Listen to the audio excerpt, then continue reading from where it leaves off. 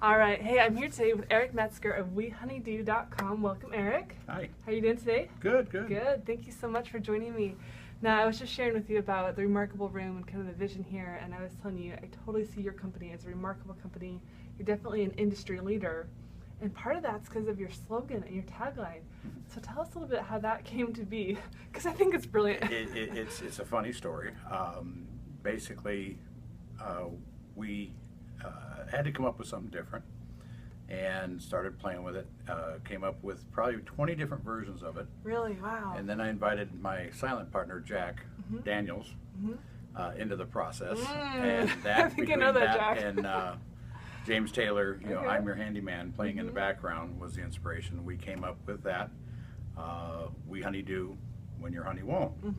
A lot of that came from previous business with Terminex, where 80% of our clientele was female. The other 20% was male, because the 80% was telling them they need to get pest control, right? They didn't care about the spiders, but the wife did, so they finally called. Sure. This is the same thing. 80% of our clientele is female, and the other 20% is driven by the other 80. Got it. Because they don't get to it. They never, you know, they say, yeah, I'll get to the painting the bathroom, or whatever the case may be. And that's where our business comes from. Yes.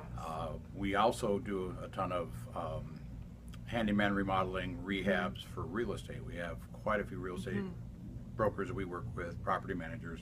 That's actually become the lion's share of our business. But from that, we get those residential customers that come back all the time. Yeah, So, that's yeah. awesome. And, Well, I know. and we don't actually advertise either.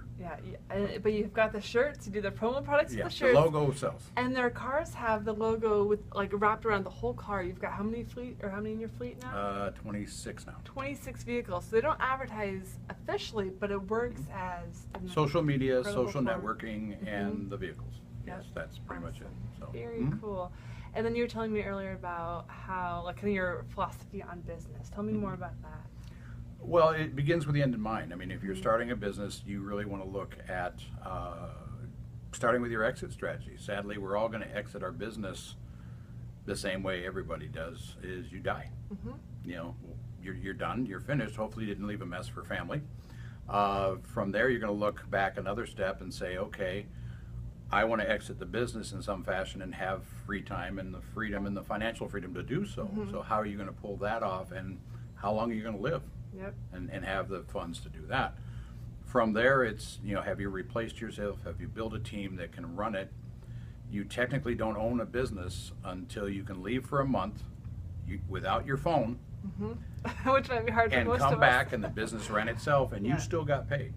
Then you own a business. Until then, you have an unsecured job. So I'm not even there yet.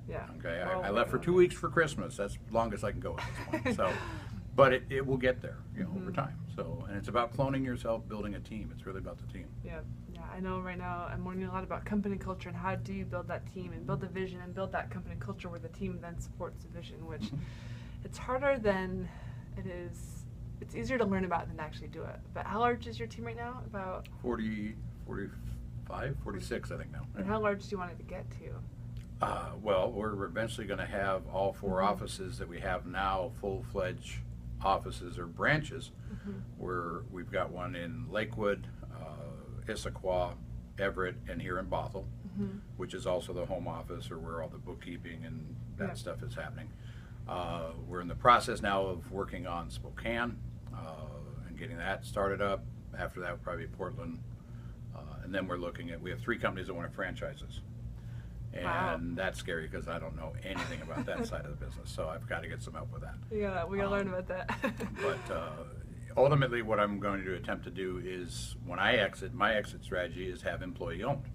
So they have a vested interest and they have ownership in the company, and I just get the balance, and that's what I'll retire off of. So that way they're taken care of, I'm taken care of. It's a win-win. So that's brilliant. Well, I'm glad that you were able to come down today and share with me a little bit about your story and the brand story and how it's evolving. And my final thought is, you said that you're a coach at heart. What is that? Do you think all business owners have to be a coach at heart to really lead a team? And well, if not, then they need to hire one. This goes back to one of the best books out there is E-Myth Revisited. You have the entrepreneur, marketing, sales is one hat. Then the manager, the one that makes sure that the business is run correctly and legally and is taken care of. And then the last one, which is mostly who starts a business, is the technician, the one that knows how to do the tile, frame a house, do a roof. That's who starts a business in my industry currently. And that's really, the least important of the whole thing, because if you don't sell it, you got nothing to do. And if you don't manage it right, the government will come knocking, and shut you down. So, my life has been roughly 30 years or so of somebody hand me keys to something. I grow it. They pay me lots of money, and the end thing I have to learn, but I don't have to do it. Yeah, so you're not the doer yourself. So if you're the technician, you better hire a manager, and you better hire a salesperson rapidly, because you might ride the wave like now where everybody's really busy, but as soon as that goes away, all the construction companies go under like they did this last time. So you got to have those three hats covered, either you or somebody else. So if you're not the coach, hire one. Hire somebody that can build you a staff, because that's the biggest part of that whole thing besides the sales. Excellent advice. So, thank you so much. So learn more about We Honeydew and Eric at WeHoneydewServiceCompanies.com. All right. Awesome. Thanks.